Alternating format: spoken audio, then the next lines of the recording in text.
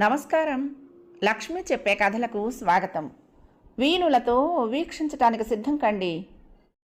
ప్రియ సఖులు, ఇప్పుడు మనం ప్రముఖ రచయిత్రి శ్రీమతి గోగినేని మణిగారు రచించిన ఆనందపురం ధారావాహికం నుండి రెండవ భాగం వినేద్దామండి. అవనికి సుభాష్ పట్ల గౌరవభావం ఏర్పడింది. ఏదైనా చెప్పటం వరకే కాదు, చేతల్లోనూ ముందుంటాడని అర్థమైంది. ఆ తర్వాత 4 రోజులకే కాబోలు భీమన్న కొడుకుతో పాటుగా అతని ఇల్లంతా విప్పదీయటం చూసి అదేమిటని అడిగింది. ఈ ఊళ్ళో నేను కొన్నాళ్ళు ఉండాలనుకుంటున్నానని చెప్పాగా, ఎక్కడో ఎందుకు, భీమన్న ఇంట్లోనే ఉందామనే ఆలోచన వచ్చింది. ఆ గదిలో సర్దుకుని ఉంటూ వాళ్ళిద్దరికీ ఇబ్బందిగా మారటం కంటే సౌకర్యవంతంగా ఆ ఇంటిని మార్చాలనుకున్నాను. నా చేత ఖర్చు పెట్టించడం ఎందుకని అనుకున్నాడేమో. ముందు భీమన్న ఇష్టపడలేదు. అద్దెలాంటిదేమీ లేకుండా నేను కొన్నాళ్ళు ఉంటాను కాబట్టి ఇంటికి ఖర్చు పెడుతున్నాను అంతే అని నేను నచ్చజెప్పడంతో ఒప్పుకున్నాడు. ముందు వసారాతో 3 గదులుగా ఏర్పాటు చేస్తున్నాం. భీమన్న కొడుకు సాయంతో పాటు ఇంకో 3 కూలీలను పెట్టాం అని జవాబు చెప్పాడు సుభాష్. ఆ పక్కనే గుడారం లాంటిది కనిపించింది. ఇంటి పని పూర్తయ్యే వరకు తాత్కాలిక నివాసంగా అది ఏర్పాటు చేసుకున్నారని అర్థమైంది. అద్దెకు బదులుగా మీరింటి మీద పెడుతున్నది చాలా ఎక్కువ అవుతుంది కదా. తన సందేహాన్ని బయట పెట్టింది అవని. తన వైపు కొంచెం ఆశ్చర్యంగా చూసి, అయితేనే ఈ ఊరి వాళ్ల కోసం తన సొంత భూమిలోనే చెరువు తవ్వుతూ కష్టపడుతున్న అతని కోసం కొంచెం సౌకర్యవంతమైన ఇంటిని ఏర్పరచడం కనీస బాధ్యతగా అనిపించింది. అవును కదా అన్నాడు. ఈ ఊరి వాళ్ళెవరికీ రాని ఆలోచన అతనికి వచ్చింది. అతని పట్ల గౌరవం మరింత పెరిగింది. అతను మళ్ళీ అన్నాడు, పెంకుల పైకప్పు అంతా కన్నాలే. భీమన్న సరిగ్గా గమనించుకోలేదు, కానీ కూలిపోవటానికి సిద్ధంగా ఉంది. అలా జరగకుండా ముందుగా తీసేయటమే మంచిదనిపించింది. నేనే పని చేసినా ఉచితంగా చేయననే మాట నిజమే అనుకోండి. భీమన్నతో కలిసి ఉండటం వల్ల నాకు లాభం ఉంది. మీకు చెప్పానో లేదో కానీ నేను ఈ ఊళ్ళో ఉండి పరిశోధించే అంశం పల్లెవాసుల జీవన విధానాన్ని మెరుగుపరిచే విషయాలు. అన్నాలు తినేటప్పుడు, రాత్రిపూట నిద్రపోయే ముందు కబుర్లుంటాయిగా, అప్పుడు భీమన్న అనుభవాలు ఆలోచనలు తెలుసుకోవడం నాకు ఉపకరిస్తాయి. అందుకే అంటూ మధ్యలో ఆపేసి చిన్నగా నవ్వాడు. మీరు అగ్రికల్చర్ కదా, మీకు కూడా రైతుల సమస్యలు, వ్యవసాయం గురించి బాగా తెలుసుంటుంది. ఆ విధంగా నా రీసెర్చ్కి ఉపయోగపడతారని మీతో పరిచయం పెంచుకునే ప్రయత్నం చేస్తున్నా అంటూ సరదాగా మళ్ళీ నవ్వాడు. తను కళ్ళు పెద్దవచ్చేసి అతని వైపు ఆశ్చర్యంగా చూస్తూ, ఒక విషయం మీద పరిశోధించి రాయటానికి ఇంత శ్రమ పడుతున్నారా అంది. ఎందుకంత ఆశ్చర్యం? ఇది నాకు ఉద్యోగం లాంటిదే కదండి. మీరు మీ డ్యూటీ ప్రకారం ఊళ్ళు తిరుగుతూ రైతుల పొలాలను చూస్తూ సలహాలు ఇస్తూ కష్టపడుతున్నారుగా. అదైతే నా ఉద్యోగ ధర్మం. మన డ్యూటీని సక్రమంగా చేయటంలో సంతృప్తే కానీ కష్టం ఉండదు. మీరు మాత్రం మీ రీసెర్చ్కి సంబంధించిందే కాకుండా ఇంకా ఏదో ప్రత్యేకంగా చేస్తున్నట్టుగా ఉంది. మీరు ఈ ఊళ్ళో కొన్నాళ్ళు ఉంటే తప్పకుండా ఊరికి జనాలకు మేలు జరుగుతుంది. నా వల్ల కొంతైనా ఈ ఊరికి మంచి జరుగుతుందనుకుంటే సంతోషమే. ఇక్కడికి ఏదో స్వార్థం కోసం వచ్చాను అనుకోకపోతే అది చాలు. ఏ ఊరైనా బాగుపడాలంటే తప్పనిసరిగా 4 ఆలయాలు ఉండాలని నా అభిప్రాయం. అమ్మవారి ఆలయం ఉండనే ఉంది. ఇక మిగతా 3 స్థాపించగలిగితే నేను అనుకున్నది సాధించినట్లే అన్నాడు. ఇంకా 3 గుళ్ళు ఉండాలా? అవునండి, నా ఉద్దేశం దేవాలయం ఉండనే ఉంది. మిగతా 3 అంటే వైద్యాలయం, విద్యాలయం, గ్రంథాలయం. ఈ విషయంలో మీ సహకారం అవసరం. అందుకే మీరు మీ విధిని, అదే డ్యూటీని నిజాయితీగా చేస్తారనే పేరుంది. ప్రతిఫలంగా ఏమీ ఆశించరని విన్నాను. అభివృద్ధి సాధించాలంటే నిజాయితీ అనేది దివ్య మంత్రంగా పనిచేస్తుంది. అందరూ నిజాయితీగా పనిచేస్తే సాధించలేనిదంటూ ఏమీ ఉండదు. అయితే దురదృష్టం కొద్దీ ఈ రోజుల్లో దీనివల్ల వ్యక్తిగతంగా మనకేమిటి లాభం అని ఆలోచించే వాళ్ళే ఎక్కువగా ఉంటున్నారు. అందరి కోసం చేసే పనిలో మనము ఒకరిగా లాభం పొందుతామనే ఆలోచన అర్థం చేసుకోవటం లేదు అంటూ నిట్టూర్చాడు. తను అతని వైపు ముగ్ధురాలైనట్లుగా చూసింది. అతను చిరునవ్వుతో, ఏమిటండి అలా చూస్తున్నారు అని అడిగాడు. తెప్పరిల్లిన తను చూడాలనిపించినప్పుడు చూడటమేగా చెయ్యాల్సింది అంటూ చిన్నగా నవ్వింది. అతడు కూడా కొంచెం సిగ్గుపడుతున్నట్లుగా అభినయించి, నేను అందంగా చూడాలని అనిపించేలా ఉంటానంటారా అని అడిగాడు. అతని వైపు కొంచెం చురుగ్గా చూసి, ఇక్కడ అందచందాల ప్రసక్తి దేనికి? నేను ఆ మాట అనలేదుగా అంది. మరి మీ మాటలకు అర్థం ఏమిటో అన్నాడు. నా ఉద్దేశం రూపురేఖల అందం గురించి కాదని, 10 మందికి మేలు చేసే విషయాల పట్ల అంతే అంటూ నవ్వేసింది. అతను నవ్వుతూ, చాలా క్లిష్టమైన పదాలతో మెచ్చుకున్నందుకు నా ధన్యవాదాలు తెలియజేసుకుంటున్నాను అన్నాడు తమాషాగా కొద్దిగా తలోంచి. సరే గాని మీరు తలపెట్టిన యజ్ఞం లాంటి పనిలో నాకు కేటాయించిన పని ఏమిటో చెప్పండి అంది. ప్రస్తుతానికి మిమ్మల్ని కలిసే ఈ ఊరి పెద్దల ద్వారా నాకు సహకరించమనే ప్రచారం సరిపోతుంది. నా దగ్గర కొన్ని ప్రణాళికలు, అంటే కొందరు తమ ఊరిని ఎలా అభివృద్ధి బాట పట్టించారో పేపర్లో వచ్చిన కథనాలు చదివి నేను తయారు చేసిన ఆలోచనలున్నాయి. ఈ ఊళ్ళోని ఉత్సాహవంతులైన కొందరు యువకులతో ఒక టీం ఏర్పాటు చేసి వాళ్లతో నా ఆలోచనల గురించి చర్చించే సమయాల్లో మీరు పాల్గొంటే బాగుంటుందని నా ఆలోచన. ఏ విషయం గురించైనా నలుగురి మధ్య చర్చ జరిగితే ఏది సాధ్యం ఏది అసాధ్యం అనేది అర్థమవుతుంది. మీ వీలును బట్టి ఖాళీ ఉన్న సమయంలో మీరు ఆ సమావేశానికి వస్తే మీ అభిప్రాయాలు తెలియచేస్తే బాగుంటుందని నాకు అనిపిస్తోంది అన్నాడు. అలాగే తప్పకుండా వస్తూ ఉంటాను, మీరన్నట్లుగా నా ఖాళీ సమయాల్లో అయితేనే అని అతనికి మాటిచ్చింది. ఆ రోజు తనకు చెప్పిన ఆలోచనల్ని ఆచరణలో పెట్టడం మొదలుపెట్టాడు. అతను ఏదైనా అనుకున్నది సాధించే రకమేనని తనకి గురి కుదిరింది. అందుకే అతని ఆలోచనల ఆచరణకు ఊతంగా నిలవాలని నిర్ణయించుకుంది. అమ్మకు అక్క వరుస అయ్యే ప్రభావతి పెద్దమ్మ గురించి అతనికి చెప్పింది. పెదనాన్న చనిపోయాడు, వాళ్లకు పిల్లలు లేరు. ఒకసారి అమ్మతో తనకున్న 2 ఎకరాల పొలాన్ని ఇంటిని తన తదనంతరం ఎవరో బంధువులు స్వాధీనం చేసుకునే బదులు తను బ్రతికుండగానే ఊరి వాళ్ల కోసం ఏదైనా ఉపయోగకరంగా వినియోగించగలిగితే బాగుండుననే ఆలోచన ఉన్నట్లుగా చెప్పటం వింది. ఏదో సందర్భంలో అది గుర్తొచ్చి ఆ విషయం అతనికి చెప్పగానే కొంతమందితో కలిసి వెళ్ళి అతను పెద్దమ్మకు ఏం చెప్పి ఒప్పించాడో కానీ పెద్దమ్మ ఇంట్లోనే గ్రంథాలయం వెలిసింది. వెనక ఒక చిన్న గది, వంటగది తనకు సరిపోతాయని ముందుండే 3 పెద్ద గదులు గ్రంథాలయం పెట్టుకోవడానికి ఆనందంగా అంగీకరించింది పెద్దమ్మ. తన పోషణకి 1 ఎకరం మీద వచ్చే ఆదాయం సరిపోతుంది కాబట్టి 1 ఎకరం అమ్మేసి ఆ డబ్బును గ్రంథాలయానికి ఉపయోగించుకోమని పెద్దమ్మ చెప్పిందిట. అది తెలిసి పెద్దమ్మను అడిగింది తను. ఎందుకు పెద్దమ్మ ఇప్పుడే నీ పొలాన్ని కూడా ఇవ్వటం, ఇల్లు వరకు ఇవ్వటం బాగానే ఉంది, కానీ అంత ఆస్తి అతని చేతుల్లో పెట్టడం గురించి బాగా ఆలోచించావా అని అడిగింది.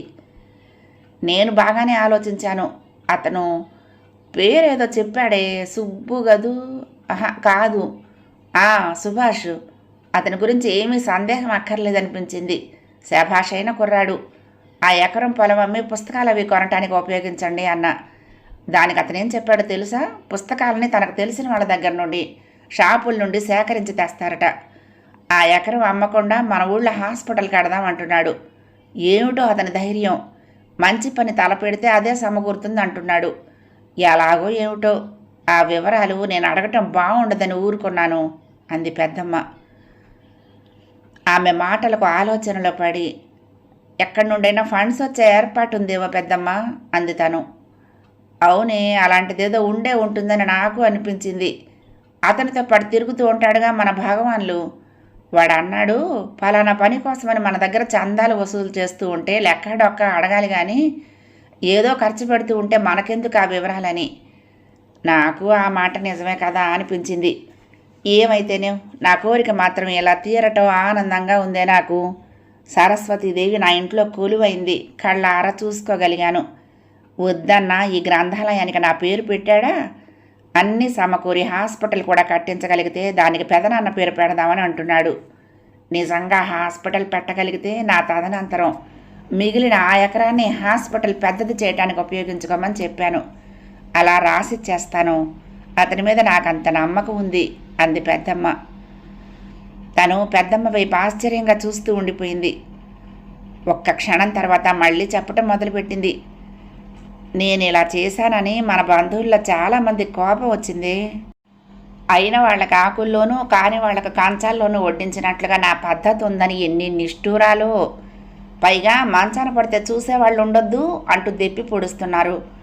ఆస్తి కోసం కాచు కూర్చున్న వాళ్ళు సమయం వచ్చినప్పుడు సేవలు చేస్తారన్న నమ్మకం నాకు లేదు. నిజంగా మంచాన పడితే గొంతులో గుక్కెడు నీళ్లు పోసే మంచి మనసున్న వాళ్ళు కరువవుతారా? ఏమోలే, ఏది ఎలా జరిగినా పర్వాలేదు. సుభాష్ కట్టిస్తామంటున్న హాస్పిటల్లోనే ఓ మూల పడి ఉంటా అలాంటి పరిస్థితే వస్తే. అవునే, దిక్కు మొక్కు లేని పెద్దవాళ్ళని కనిపెట్టుకుని ఉండే ఏర్పాటు కూడా ఆసుపత్రిలోనే ఉంటుందని సుభాష్ చెప్పాడు అంది. అయినా ఈ మాటలన్నీ ఇప్పుడు ఎందుకు కానీ, నా ఇల్లు గ్రంథాలయంగా మారటం, పిల్లలు పెద్దలు వచ్చి కూర్చొని చదువుకోవటం, కావలసిన పుస్తకాలు ఇంటికి పట్టుకెళ్ళటం చూస్తూ ఉంటే నాకు చాలా ఆనందంగా ఉంది. నా ఇల్లు పావనమైపోయిందనుకో, చాలామందే వచ్చి చందాదారులుగా చేరుతున్నారట. కొన్నాళ్ళకి నికర ఆదాయం కూడా ఏర్పడుతుందని అనుకుంటున్నారు. అప్పటి వరకు మన ఊరి అబ్బాయిలే ఇలా వంతుల వారీగా వచ్చి కూర్చుని పనులు చూస్తున్నారు. తర్వాత ఎవరో ఒకరిని ఉద్యోగస్తుడిగా తీసుకుంటారు కాబోలు అంది. పెద్దమ్మలో ఇలాంటి మంచి ఆలోచనలు ఉన్నాయని అప్పటి వరకు తనకు తెలీదు. అభినందనను మాటల్లో చెప్పలేక ఆనందంతో పెద్దమ్మను చేతుల్లో చుట్టేసి తెలియచేసింది. తర్వాత కొద్ది రోజులకే తను ఆఫీసులో కూర్చున్నప్పుడు సుభాష్ వచ్చాడు. 2-3 రైతులు ఉండటంతో వాళ్ళు మాట్లాడి వెళ్లే వరకు ఎదురు చూస్తున్నట్టుగా కూర్చున్నాడు.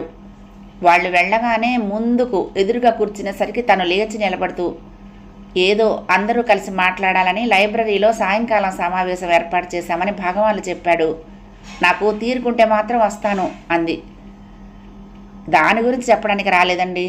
వ్యవసాయ అధికారిగా మీ దగ్గర నుండి కొన్ని సలహాలు సూచనల కోసం వచ్చాను అన్నాడు. అయితే అడగండి అంటూ తను కూర్చుంది. నేను ఈ ఊళ్ళో ఓ 4 ఎకరాల పొలం కౌలుకు తీసుకుంటున్నాను. పరమేశ్వరం గారు ఇస్తామన్నారు చెప్పాడు. ఏంటి, మీరు వ్యవసాయం చేస్తారా? ఏదో సబ్జెక్ట్ చెప్పారు, దాని మీద రీసెర్చ్ కదా చేస్తానని అన్నారు. అవును, పూర్తిగా ఆ పని మీదే ఉండాల్సిన అవసరం లేదు. ఆ పైన ఒడ్డున నిలబడి రైతుల గురించి వ్యవసాయం గురించి తెలుసుకోవాలనుకోవటం కంటే దిగితే లోతు తెలుస్తుంది కదా అని ఆలోచన వచ్చింది అన్నాడు. అదంత సులువు కాదని తెలుసుకోండి ముందు. తెలుసండి, ఇష్టంగా కష్టపడితే వ్యవసాయాల్ని లాభసాటిగా నిరూపించవచ్చు అనిపించింది అన్న అతని మాటలకు ఎందుకో చిన్నగా నవ్వు వచ్చింది. అతను తన వైపు చురుగ్గా చూశాడు. మీరేదో ఎగతాళిగా నవ్వుతున్నారు. నేను ఈ విషయం మీద చాలానే స్టడీ చేశాను. కేవలం చదవటమే కాదు, ఎంతోమందిని కలిశాను. పశ్చిమ గోదావరి జిల్లాలోని వెజిటబుల్ విలేజ్గా పేరుగాంచిన రావూరుపాడుకు వెళ్ళి అక్కడ రైతులతో మాట్లాడాను. పరిస్థితుల్ని అధ్యయనం చేశాను. తూర్పుగోదావరి జిల్లా కడియం గ్రామానికి వెళ్ళి మొక్కల మాస్టర్గా పేరు పొందిన రావుగారిని కలిసి కుటుంబం అంతా ఎక్కడ ఖాళీ స్థలం కనిపిస్తే అక్కడ మొక్క నాటే పద్ధతికి శ్రీకారం చుట్టినందుకు అభినందనలు తెలియచేసి కొన్ని సలహాలు తీసుకున్నాను. ఇలా చాలామందినే కలిశాను. వాళ్ళు సాగు చేసే విధానాలని కొన్నాళ్ళు వాళ్లతోనే ఉండి పరిశీలించాను. ఇంకో మాట కూడా వినండి. ఆ మధ్య ఎప్పుడో బూరుగుపూడి వెళ్ళి సర్పంచ్ సూర్యచంద్ర గారిని కలిసి చాలా తెలుసుకున్నాను. ఆదర్శ గ్రామంగా బూరుగుపూడిని ఆయన తీర్చిదిద్దిన విధానానికి నిజంగా ముగ్ధుడైపోయాను. అందుకే ఆ పద్ధతుల్లోనే ఈ ఊరిని అలా నిలపాలనుకుంటున్నాను చెప్పాడతను. తను ఆశ్చర్యంగా చూసింది. మీ దగ్గర ఏమైనా మంత్రదండం ఉందా? ఇన్ని పనులు ఎలా అని అడిగింది. అతను చిన్నగా నవ్వాడు. భీమన్న లాంటి బక్కపలచని మనిషి ఒక్కడే ఓ జలయజ్ఞానికి శ్రీకారం చుట్టాడు. ఇప్పుడు ఎంతోమంది చేతులు కలుపుతున్నారు. సాధించగలనా లేదా అనే మీమాంస లేకుండా భీమన్న పని మొదలుపెట్టేశాడు. నేను అంతే, అదే స్ఫూర్తి. అంతెందుకు, లైబ్రరీ విషయమే తీసుకోండి. నిమిషాల మీద ఏం ఖర్చు లేకుండా ఎలా జరిగిపోయిందో మీకు తెలుసు కదా అన్నాడు. అది పెద్దమ్మ ఇల్లు ఇచ్చింది కాబట్టి. మీరు జర్నలిస్ట్ కావటం వలన ఏ పరిచయాలతో అన్ని పుస్తకాలు సేకరించగలిగారో లేదా మీ సొంత డబ్బులు ఉపయోగించారో ఏది తెలియదు. పొలం ఊరికి దగ్గరగా ఉంది కాబట్టి హాస్పిటల్ పెట్టడానికి బాగానే ఉంటుంది. బిల్డింగులు కట్టడానికి పరికరాలకు చాలానే అవుతుందిగా. అదంతా ఎలా వీలవుతుంది అనుకుంటున్నారు అడిగింది తను. నేనేమి నా డబ్బు ఖర్చు పెట్టడం లేదులేండి. అసలుంటే కదా ఖర్చు చేయటానికి. మీలాంటి మీ పెద్దమ్మగారు లాంటి వాళ్ళందరూ సహాయం చేయకపోతారా? మన ఇంటిని మనం అందంగా పరిశుభ్రంగా ఎలా తీర్చిదిద్దుకోవాలని అనుకుంటామో అలాగే మన ఊరిని మన సొంతం అనుకుని పూనుకోవాలి. ఇదే ఈవేళటి సమావేశంలో మన టీం వాళ్ళందరూ చెప్పదలుచుకుంది. ఆ తర్వాత సర్పంచ్ గారి సహకారాన్ని తీసుకోవాలి. ప్రభుత్వ నిధులు దేనికి ఎంతెంత ఎలా వస్తాయో తెలుసుకుని ఆ ప్రయత్నాలు మొదలు పెడతాం అన్నాడు. మీ ఆలోచనను అందరూ సమర్థిస్తారని అనుకుంటున్నారా? తను ప్రశ్నించింది. తప్పకుండా, నాకు ఆ నమ్మకం ఉంది. వీటి వలన మేలు ఈ ఊరి వాళ్ళకే కదా. ఆ నమ్మకం కలిగించాలి వాళ్లకు. ఆ పైన అధికారుల అండదండలు అందుకోగలగాలి. అందుకే కదా మీ సహకారం కోరి. అతని మాటలకు మధ్యలోనే అడ్డం వెళ్ళి, మీరేదో అనుకుంటున్నారు. మేము ఉద్యోగాల మీద మాత్రమే బండి నడుపుతున్న వాళ్ళం. మాకు ఆస్తిపాస్తులు ఏమీ లేవు అంది తను. నేను ఒప్పుకోను ఆ మాటని. అందరినీ స్నేహపూర్వక ప్రవర్తనతో కలుపుకుపోగలిగే వాళ్లే ఐశ్వర్యవంతులట. ఆ విధంగా మీరు. అవుననే నాకు అనిపిస్తోంది. ఆహ్లాదం అనిపించే చిరునవ్వు, చక్కని మాట తీరు. ఎవరినైనా ఒప్పించగలరు, మెప్పించనుగలరు అన్నాడు. తను సరదాగా నవ్వింది. అలా చూస్తే మీరే నాకంటే ఓ మెట్టు పైన ఉంటారు. మా పెద్దమ్మనిట్టే ఆకట్టుకోగలిగారు. అందుకేగా తన యావదాస్తిని ఎటువంటి సంకోచం లేకుండా మీకు స్వాధీనం చేస్తానంటుంది. కాదండి, ఆ విషయం మాత్రం ఆమె దొడ్డ మనసు గురించి చెప్పుకోవాలి కానీ నాదేం లేదండి. మీ పెద్దమ్మగారు ఎప్పుడో తన తదనంతరం అనకుండా ఇప్పుడే ఇచ్చేశారు. అది ఎంతో గొప్ప విషయం అన్నాడు. సరే, అదంతా సరే కానీ మీరేదో సలహా కోసం వచ్చారని అన్నారుగా. చూసారా, అసలు విషయం మరుగున పడిపోయింది. ఈ ఊళ్ళో భూమి ఏ పంటలకు అనువుగా ఉంటుంది అంటే రాబడి విషయంలో ఏదైతే బాగుంటుందంటారు? ప్రభుత్వ పథకాలు, రుణాలు, సబ్సిడీ వగైరాల వివరాలు కావాలి. రసాయన పురుగుల మందులు వాడకుండా తెగుళ్ళకి ఏం వాడితే బాగుంటుంది? 3 కుండల పద్ధతిలో వంటింటి వ్యర్థాలతో వర్మీ కంపోస్ట్ తయారు చేసుకునే విషయంలో ఈ ఊరి వాళ్ళకి అవగాహన కలిగించారా? జీవామృతాన్ని ప్రతి 15 రోజులకు ఒకసారి పిచికారీ చేస్తే పంటలు ఆరోగ్యంగా పెరుగుతాయంటారు, నిజమే కదా? మల్వింగ్, కలుపుతీత యంత్రాలను తెప్పిస్తే రైతులకు అద్దెకిచ్చే పద్ధతి ఎలా ఉంటుందంటారు? ప్రభుత్వం ఇచ్చే ప్రోత్సాహకాలు అంటే స్కీముల వివరాలు, అలాంటి సమాచారం అంతా కావాలి. ఏకబిగిన గడగడా మాట్లాడి చివరిలో ఆయాసపడుతున్నట్లుగా అభినయించి తన వైపు నవ్వుతూ చూశాడు. మీరు సలహాల కోసం వచ్చినట్లుగా లేదు, నాకేదో సమాచారం ఇవ్వాలనుకుంటున్నారు, అవునా? చురుగ్గా చూసింది తను. అరే, అలా ఎందుకు అనుకుంటున్నారు? మీ మాటలు అలానే ఉన్నాయి. మరి వ్యవసాయాన్ని ఆషామాషి వ్యవహారం అనుకోవద్దు, సీరియస్గా ఆలోచించి నిర్ణయించుకోండి. నాకు పనుంది, వెళ్ళాలి అంటూ లేచింది. సీరియస్గా కాదండి, ఆడుతూ పాడుతూ చెయ్యొచ్చని నిరూపిస్తాను. అప్పుడే నా మాటల్ని మీరు నమ్మొచ్చు అంటూ అతను లేచి నిలబడ్డాడు.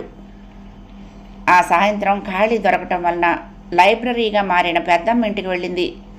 ఒక గది ఖాళీగానే ఉంది. బెంచీలు, కుర్చీలు ఉన్నాయి. ఊళ్ళోని నిరుద్యోగ యువకులు, వ్యవసాయం చేస్తున్న వాళ్ళు, కొందరు ఉద్యోగస్తులు, ఇలా కొంతమంది ఉత్సాహం ఉన్నవాళ్ళు అలాంటి సమావేశాలకు వస్తున్నారు. ఊరు అభివృద్ధి కోసం చేయాల్సిన పనులు, నిర్ణయాల్లో, చర్చల్లో పాల్గొంటున్నారు. అందరికీ సుభాష్ మాటల పట్ల గురి, నమ్మకం ఏర్పడ్డాయి. ఊళ్ళో అతను నాయకుడైపోయినట్లుగా తనకు అనిపించింది. ఆ రోజు ముందుగా ఆరోగ్యం గురించి మాట్లాడాడు. పరిశుభ్రత ప్రాముఖ్యం గురించి అందరికీ తెలియచేసి ఎవరూ కూడా ఇంటి ముందు చెత్త పడేయకూడదని, సేకరించడానికి వచ్చే రిక్షా వాళ్ళకు అందచేయాలనే నిబంధన ఏర్పాటు చేద్దామన్నాడు. ఆ బాధ్యత నలుగురున్న ఓ టీంకి అప్పచెప్పాడు.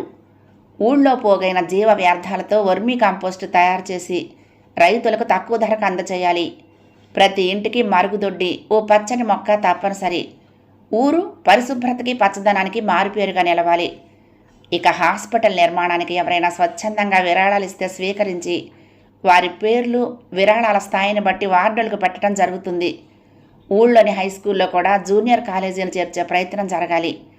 అతను అలా తన ఆలోచనల్ని వరుసగా చెప్పుకుపోతూ ఉంటే తనకు నిజంగానే మతిపోయినట్లయింది. అసలు అదంతా జరుగుతుందా అని సందేహము కలిగింది. కానీ కొన్నాళ్లలోనే అతని ఆలోచనలన్నీ రూపుదాల్చడం చూసి ఆశ్చర్యమే కాదు, ఆనందము ముంచెత్తింది. ముందు నిలబడి స్ఫూర్తినిస్తూ నడిపించేవాళ్లుంటే అనుసరిస్తూ ఏమైనా చేయగలమని తన ఊరి యువకులు, పెద్దలు నిరూపించారు.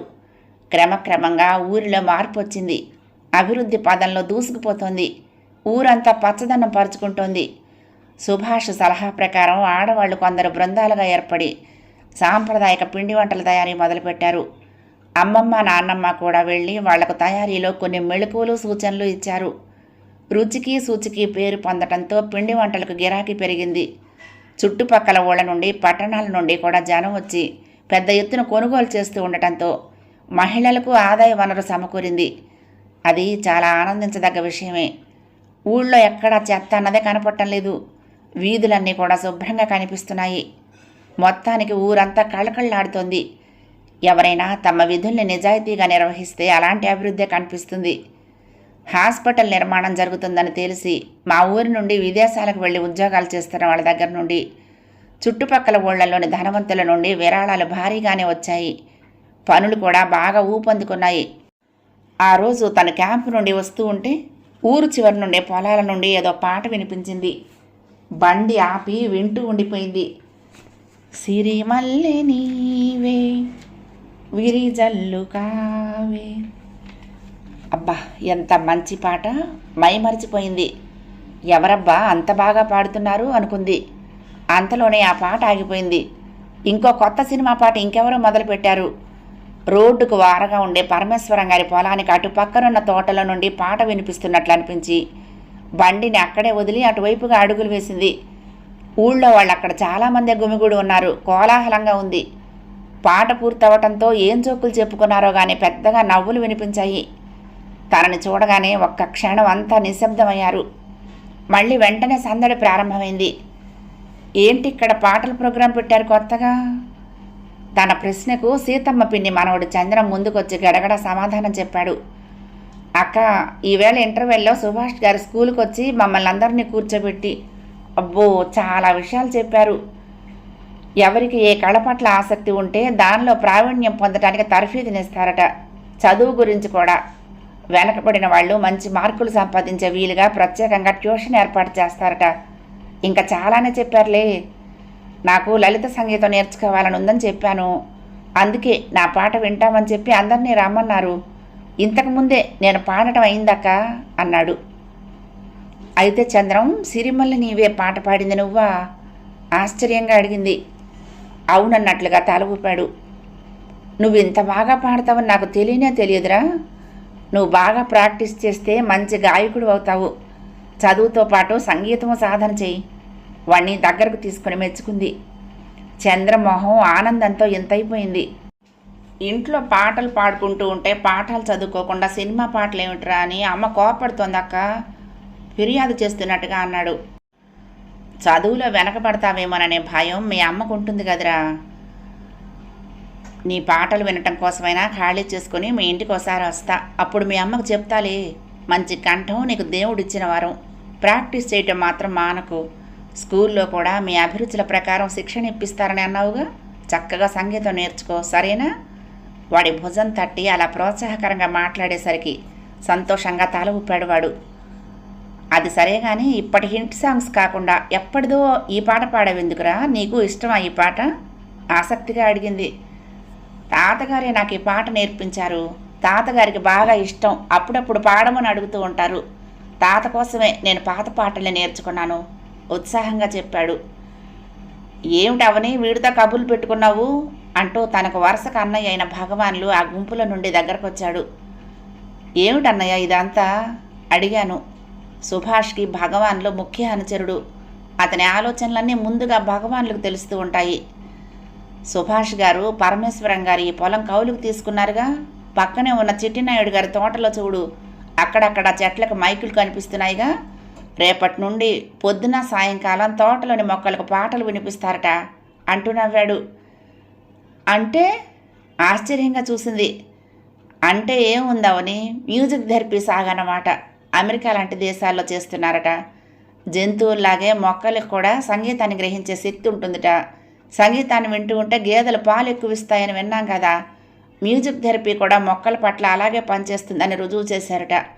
రసాయనాలు ఎక్కువగా చల్లితే భూసారం తగ్గటమే కాదు, మనకి మొక్కలకి కూడా అనారోగ్యం. అందుకని ఈ విధానం వలన అధిక దిగుబడులు వస్తాయని కొందరు అనుభవపూర్వకంగా చెప్పడంతో సుభాష్ గారు కూడా చిట్టినాయుడు గారి తోటలో ఈ ప్రయోగం మొదలు పెడుతున్నారు. అందుకే ఈ సాయంకాలం ముందుగా ఇక్కడ పాటల ప్రోగ్రాం పెట్టారు. పిల్లల్లో చూడు ఎంత హుషారో. స్కూలు పిల్లలే కాదు, ఇంతకుముందు మన ఊరి పెద్దవాళ్ళు కూడా ఎంత బాగా పాడారో. నేను ఇదే మొదటిసారి విన్నాను అన్నాడు. భగవాన్లు మాటలు వింటూనే తన అటువైపు చూసింది. నిజమే, కొందరు హై స్కూల్ పిల్లలు ఆనందంతో ఊగుతూ స్టెప్పులు వేస్తున్నారు. గాలి కూడా హుషారుగా ఈలలు వేస్తున్నట్లు, మొక్కలు పైరు ఉత్సాహంతో ఊగిపోతున్నట్లు అనిపించి నాలో నేనే నవ్వుకున్నాను. భగవాన్లను ఎవరో పిలిస్తే అటు వెళ్ళాడు. తనను గమనించిన సుభాష్ పిల్లలందరికీ ఇక వెళ్ళొచ్చని కాబోలు చెప్పి తన వైపుగా వచ్చాడు. అతని దగ్గరికి రాగానే ఆటపాటలతో వ్యవసాయం మొదలుపెట్టారన్నమాట అంది. అవును, సరిగమలతో సాగుకు శ్రీకారం అంటూ నవ్వాడు. ఇది కేవలం నా ఊహతో చేస్తున్నది కాదు. రావులపాలెనికి చెందిన చిట్టిబాబు గారు, వారి అబ్బాయి కిరణ్ విజయనగరం జిల్లాలో కొబ్బరి సాగు చేస్తున్న పొలానికి వెళ్ళి చూసొచ్చాక వారి దారిలోనే ఈ మ్యూజిక్ థెరపీని అమలుపరచాలనే అభిప్రాయానికి వచ్చాను అన్నాడు. అతను ఏ విషయాన్నైనా ఆషామాషిగా తీసుకోడు. ముందు సమాచారం సేకరించి తర్వాత అనుభవజ్ఞులను కలిసి లాభ నష్టాల బేరూజు వేసుకున్నాకనే పని ప్రారంభిస్తాడనమాట. ఓపిక, శ్రమించే తత్వం రెండూ ఉన్నాయి అతనికి. అవును కానీ మీరేంటి ఇలా వచ్చారు ఈవేళ అతని ప్రశ్నకు ఉలిక్కిపడి ఆలోచనల నుండి బయటపడింది తను. నాకు ఇష్టమైన పాట వినిపించేసరికి ఇంటికి వెళ్ళటం చుట్టూ తిరగటంలా ఉంటుందనే ఆలోచన రాలేదు. అంటే నన్ను చంద్రం పాట ఇటువైపు లాక్కొచ్చింది. రాబట్టే ఇక్కడ ఇంత మంచి ప్రోగ్రాం జరుగుతుందని తెలిసింది. ఈరోజు స్కూల్కి వెళ్ళి పిల్లలతో కాసేపు గడిపేసరికి వాళ్ళ గురించి చాలా విషయాలు తెలిసాయండి. వాళ్ళ ఊహలు ఆలోచనలు అద్భుతం అనిపించాయి. కొంచెం సాన పెడితే చాలు వజ్రాల్లా మెరిసే పిల్లలు చాలామందే ఉన్నారు. సంగీతం పట్ల అభిరుచి ఉన్న పిల్లలంతా ఈవేళ ఇక్కడికి వచ్చారా? చిత్రలేఖనం పట్ల ఇష్టం ఉన్న వారి కోసం ఆర్ట్ క్లాసుల ఏర్పాటు జరగాలి. ఇలా ఎన్నో చేయాలి. అన్నిటికంటే ముఖ్యమైనది విలువల బోధన. ఆదివారాలు ఆటపాటలతో పాటుగా కథల ద్వారా నైతిక విలువల్ని చిన్నారుల మనసుల్లో బలంగా నాటుకునే విధంగా చెప్పగలగాలి. వీటి నిర్వహణలో మీరు పాలు పంచుకోవాలనేదే నా కోరిక అన్నాడు. మా నానమ్మ కథల పుట్ట, కదిపితే చాలు సందర్భాన్ని బట్టి ఏవేవో చెప్పేస్తుంటుంది అంది తను. మీ ఐడియా బాగానే ఉంది. అలా ఇష్టంగా కథలు చెప్పే పెద్దవాళ్ళని కొంతమందిని పిలుద్దాం. పిల్లలు పెద్దలు కూర్చుని అలా కథలతో కాలక్షేపం చేయటం వాళ్ళకి వీళ్ళకి కూడా బాగుంటుంది. ఇక వ్యక్తిత్వ వికాస క్లాసులకి కొందరు పెద్దల్ని ఆహ్వానిద్దాం. ఇవన్నీ చేయటానికి ఎలా వీలవుతుందో ఈసారి అందరం కూర్చున్నప్పుడు ఆలోచిద్దాం అన్నాడు.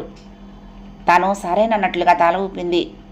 బయలుదేరటానికి ఒక అడుగు ముందుకు వేసి ఒక క్షణం ఆగి కళ్ళారా ఆ తోటల్ని చూసింది. ఏదో తెలియని తన్మయత్వం మనసును ఆవహించింది. అప్రయత్నంగా మనసులోని మాట పైకి వచ్చేసింది. ఈ పచ్చని పరిసరాలు, సాయంకాలం చల్లగాలులు, పిల్లల అల్లరి కేరింతలు ఎంత ఆనందమో.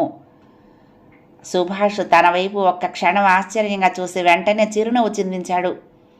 అవును అవని గారు, నేను ప్రతిరోజు పడుకునే ముందు ఓ 2 నిమిషాలు ఈరోజు జరిగిన కార్యక్రమాలు గుర్తు చేసుకుంటాను. నాకు డైరీ రాసే అలవాటు లేదు, కానీ ఎప్పుడైతే గుర్తుంచుకోతగ్గ విశేషాలు, కదిలించిన సంఘటనలు ఉంటే అవి మాత్రం ఒక నోట్బుక్లో ఆ రోజు తేదీ వేసి అవి రాసి పెట్టుకుంటాను. అంటే జ్ఞాపకాల నిధిని అలా ఏర్పాటు చేసుకుంటానన్నమాట.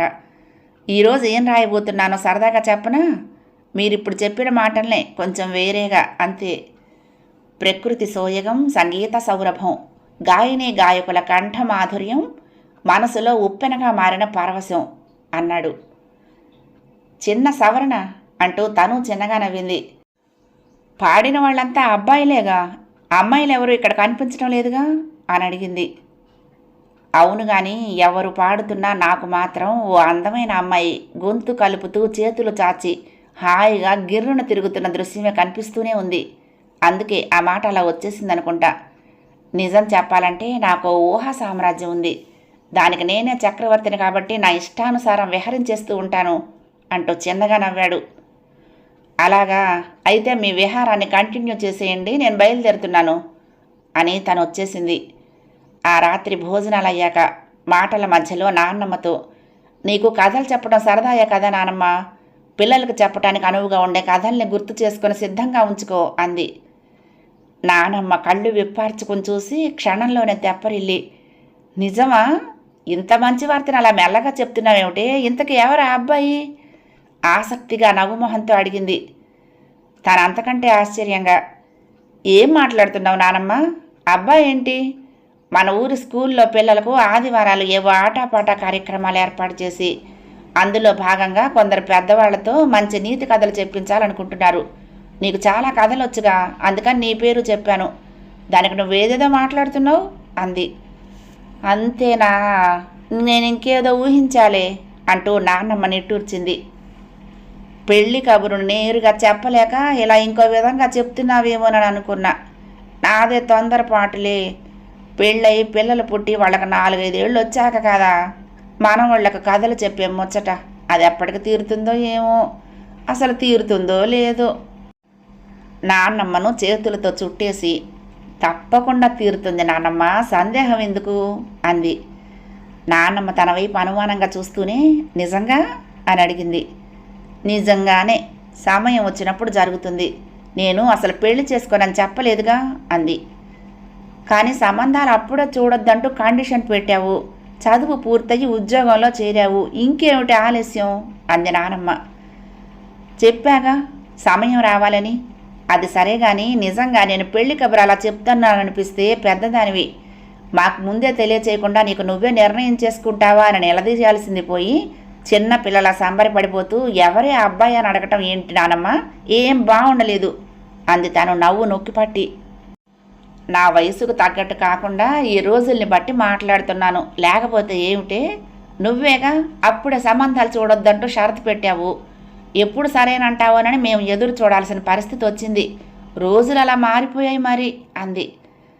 మా నాన్నమ్మ మంచిది కాబట్టి నా పెత్తనం సాగనిస్తోంది మరి మురిపెంగా అంటూ నవ్వేసరికి నాన్నమ్మ కూడా నవ్వేసింది.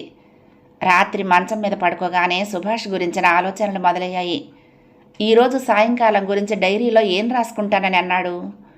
ఆ 4 పొడి మాటల్ని మనసులోనే మళ్ళీ మళ్ళీ తలుచుకున్నా. సుభాష్ తనకి బాగా సన్నిహితమైనట్టుగా అనిపిస్తోంది. లేకపోతే నిస్సంకోచంగా తన మనసులోని భావాలను ఎలా చెప్పగలిగింది? తన మాటల ప్రోత్సాహం వలనే కాబోలు సుభాష్ కూడా తన అనుభూతుల్ని చెప్పాడు.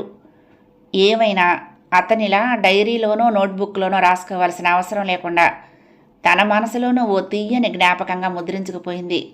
ఎప్పుడు నెమరు వేసుకున్న తేనె చినుకుల జడితో మనసంతా మధురమైపోతుందన్నది నిజం. అలాంటి మధురోహలతోనే నిద్రలోకి జారుకుంది. 2వ భాగం సమాప్తం. ప్రియ సఖులు, ఈ కథ మీకు నచ్చితే తప్పకుండా లైక్ చేయండి, షేర్ చేయండి, కామెంట్ చేయండి, సబ్స్క్రైబ్ చేసుకుని నన్ను ఎంకరేజ్ చేయండి. ఉంటానండి. ప్రేమతో లక్ష్మి, కృష్ణాతీరం దుర్గమ్మ సన్నిధానం. నమస్తే.